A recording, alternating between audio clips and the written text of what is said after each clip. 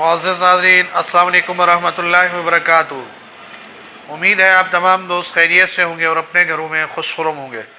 मौजू शुरू करने से पहले आप तमाम दोस्तों से मेरी गुजारिश है कि आप हमारे चैनल को सब्सक्राइब करें और साथ बेल आइकन के बटन को दबाएं ताकि आने वाली हर नई वीडियो आप तक बर वक्त पहुँचती रहे। आज का जो हमारा मुख्तसर मौजू है वो है ताकत के हवाले से कि पूरे जिस्म के अंदर क़ुव्वत पैदा हो, पाँव से लेकर सर तक, सर से लेकर पाँव तक।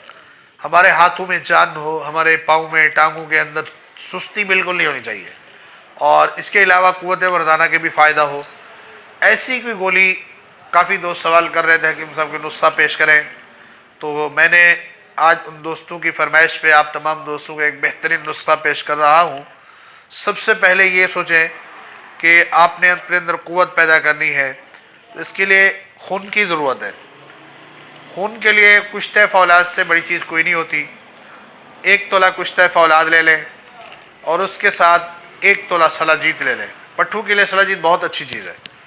और इसके अलावा अदराकी मुदब्बिर यानी कुचला मुदब्बिर 1 तोला वो ले लें और 1 तोला ज़ाफ़रान। ये 4 चीज़ें हैं आपके सामने। इनकी आपने गोलियाँ बनानी है। अर्क के गुलाब की मदद से बनाएं तो आपकी मर्ज़ी, या थोड़ा सा अर्क के गुलाब हो, 1-2 तोले हो, उसमें 1 तोला आपने सलाजीत डाल के थोड़ी सी आग देनी है।